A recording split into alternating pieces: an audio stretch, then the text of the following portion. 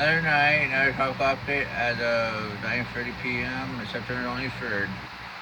Fauna has finally become extratropical, but it's moving towards Nova Scotia, Newfoundland, and it's very powerful. It has a pressure of about 933 millibars with winds of 90 knots, probably stronger than that. But it's now extratropical, and it will be moving northward at 40 knots on each side of the level trough. And this will probably be the last time we talk about it, but this is historic for Canada. I mean, I just heard that there are 106 mile per hour wind in Angus County. So, yeah, I mean, this thing is producing some serious effects on Canada, and it wouldn't surprise me to see serious damage. Here's the track, northward, northeastward through Canada, line of the models.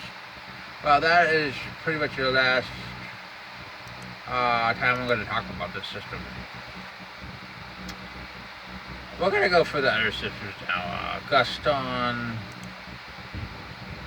is down to 45 knots. It's being sheared, and it's pretty much It's pretty much has been destroyed for the most part. If we can get this loaded.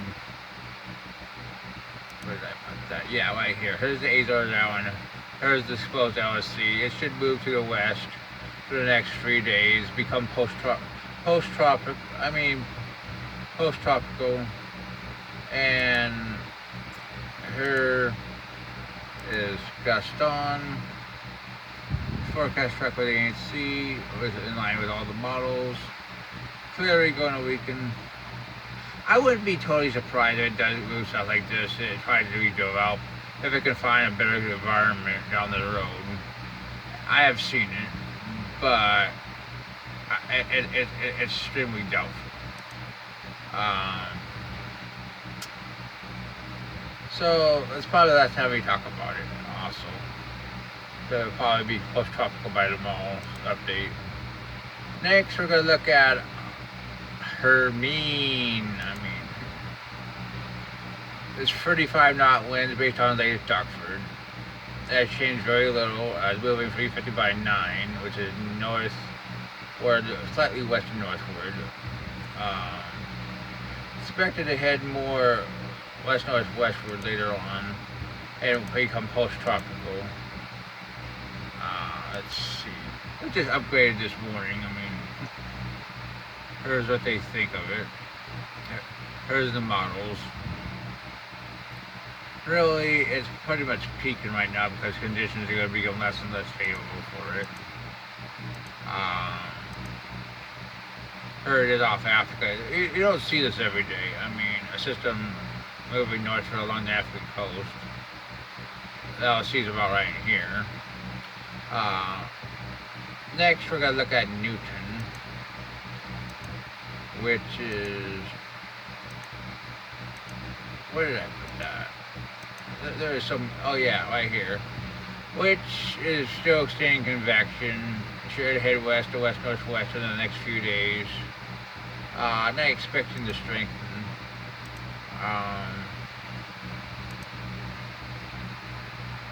ANC says west-northwest for the next 24 hours, then southwest and becoming post-tropical by Monday morning. In line with the models. No strengthening expected. So that's what we have for Newton. Let's see what else we got here. We got 99L, which doesn't look very good tonight. Expected to head slowly northwestward, but it still has some decent model support by IVC and D-ship and ship models like that. So it's still worth watching. And so now we get into our main event, our ion that had just formed earlier today.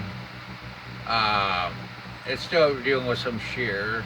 It has winds of 35 knots.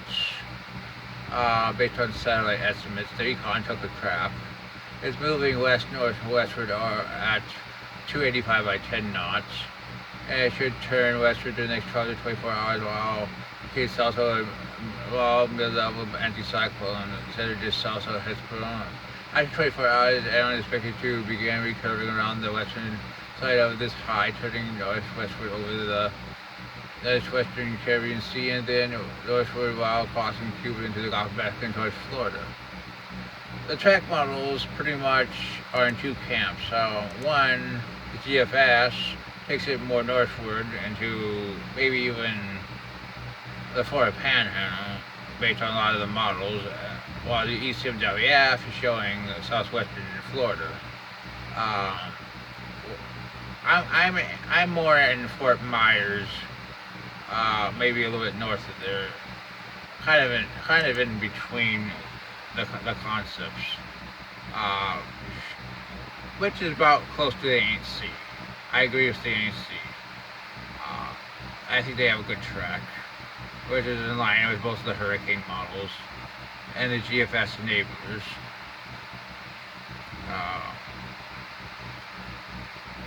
Close to the GEPS enablers. Look at this intensity. I mean, it takes it. Most of the models take it in the Cat 3. This thing has really good potential of becoming a very powerful storm. Maybe another Charlie, 2004.